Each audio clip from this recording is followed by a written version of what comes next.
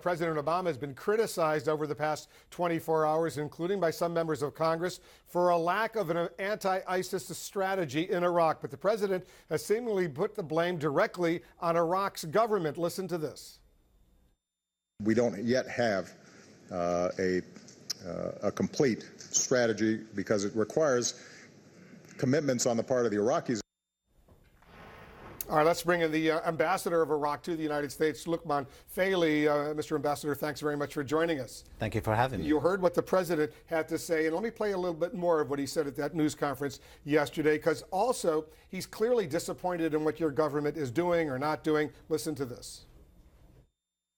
And one of the things that we're still seeing is in Iraq, places where we've got more training capacity than we have recruits.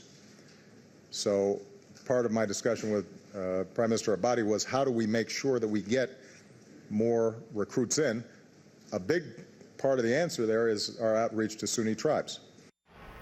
All right, so you heard the president say the U.S. does not have a complete strategy right now because your government, your military, is not doing what you should be doing. Your reply to the president? I think Mr. President is right in the sense that we have to have a complete picture, everybody working with each other in relation to operations, strategies, media, and others as well. However, on Iraq, we have been doing as much as we can. We're still having these fights with the reflection we've just had in Beiji and others. It's all a reflection that we cannot accommodate ISIS. We will endeavor, certainly with the U.S. support, and we appreciate that all the time. But I think we need to work closer with each other in addressing these issues. Because he says the U.S. has trainers there, but the Iraqi military is not showing up. There's not enough recruits to go ahead and train. I think your report talked about fluidity of it. So it's not just, this is not across the whole of Iraq, might be pockets here and there. The issue, if we're short of ammunition or if it's harder to get to that base or other aspect of it as well. As a strategy, working together, a defeat of ISIS in Iraq, the focus has to be Iraq. The focus has to be Ramadi and has to be Nainawa, Mosul province. So why did the Iraqi military simply abandon Mosul, the second largest city, exactly 1 year ago today, and leave behind so much U.S. supplied military equipment? And then more recently, they did exactly the same thing in Ramadi. In Ramadi, there wasn't an equipment issue. It was an issue we're still looking at that thoroughly. There's a lot of investigation going on. And in relation to Mosul, I think that's a very big disappointment for all of us in Iraq and certainly for the region. We cannot accommodate ISIS being there. We need support of others as well. However, we are a new democracy. We are a new country in development. U.S. Troops left us with no even a single fighter plane. Let's not forget that. And I think we need to get our politics right, but we need the support of others. And let me be clear. And you heard, though. Let me be clear. Please. Others need us as much as we need them. Because this you heard is a threat to all. You heard, and they were really blunt words, the Defense Secretary of the United States, Ash Carter, tell our Barbara Starr, our Pentagon correspondent, that your troops, in his words, showed no will to fight in Ramadi. I don't think anybody will benefit from such words. The Americans, as much as us, we have partnership. We have the will for it. Every day, your reports reflect. Every day, we have these fights on different operations, different theaters. Iraq are paying blood, dear, sweat, and resources every day. As our Prime Minister said, ISIS are targeting an attrition of war. We need to be focused on that. We cannot accommodate for it. I think ISIS is not an Iraqi problem. It's a regional, it's a global problem. What you saw in Paris last week and yesterday in Germany reflect that.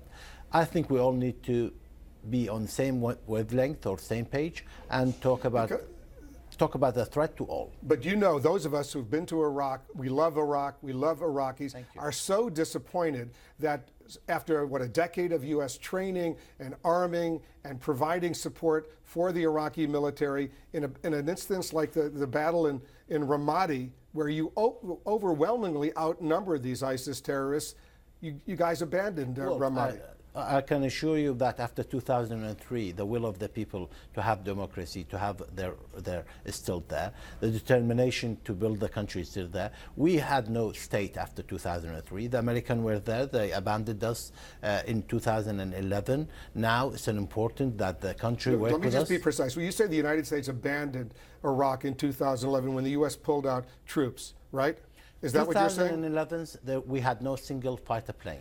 That's a fact. The U.S. pulled out its troops in 2011. That was a schedule that President Bush had put in place that President Obama implemented. And President Obama said he had no choice because the Prime Minister at that time, Nouri al-Maliki, refused to sign a status of forces agreement, which would give the U.S. military protection from being arrested by the Iraqis. I don't want to go into the history of who's what, why, but what I would say is that we are now have a serious problem. We need to work with each other. Iraqis feel that the United States as an ally need to stand with us for our common threats. We had significant political change last year as a result of Mosul, and we're working with each other. We have a very united team at the leadership in relation to Speaker, Parliament, President, and Prime Minister. Excuse me for interrupting, Mr. Ambassador, because I just want to be precise, and you can tell me if I'm right. You're blaming the United States for the disaster that is taking place. Wait a second. There's a disaster in Iraq right now, as you and I probably agree. The United States you're blaming? I'm saying we all made mistakes. Let's not be wonder on that. Let's focus on the future. Let's work with each other. As far as mistakes, these mistakes are made. There was change in administration. There was change of policy. We appreciate that. We're not questioning that. What we're saying now, as a result of us not working closely with each other back in 2011, now everybody is paying the price. We need to work with each other moving forward. One final question. The former U.S. Secretary of Defense Donald Rumsfeld has told the Times of London that, and I'm quoting him now, the idea that we could fashion a democracy in Iraq seemed to me unrealistic. He said throughout the aftermath of 2003, yes, when the U.S. launched the invasion, got rid of Saddam Hussein, he never believed it was realistic to create a democracy in Iraq. Your reaction to Donald Rumsfeld? I'm sure Secretary Rumsfeld will appreciate that having 10 elections, 3 change of leadership in a very civil way. This doesn't happen in that region. We have stick to it. The latest election we had, 62% of the people participated. So it's not an issue of votes and people going there. It's an issue of us working with each other, believing in a new democracy, working. So it's not an issue of democracy per se. It's an issue of a new system based on the old heritage of Saddam Hussein. That's where we are. We appreciate what the United States did for us. We are looking for further support. We are allied. Let's stick to that. But you have a lot of work to do to reassure the Iraqi Sunnis, the Iraqi Kurds, that they are really part of Iraq. We have a nascent democracy. We need to work with each other. Everybody has a threat. Every component of Iraq have to live with a threat of ISIS. Let's get rid of that. Let's work with each other. I think the team is there. The spirit is there. We need to get the tactic and certainly certain element of the strategy. But let me repeat that. It's as much as we need the West, we need United States and others. Thank you very much for all the help. You need us as well here. Lukman Faily is the Iraqi ambassador to the United States. Mr. Ambassador, you got a tough job. Thanks very much for coming in. Thank you for having me. We'll stay in close touch with you.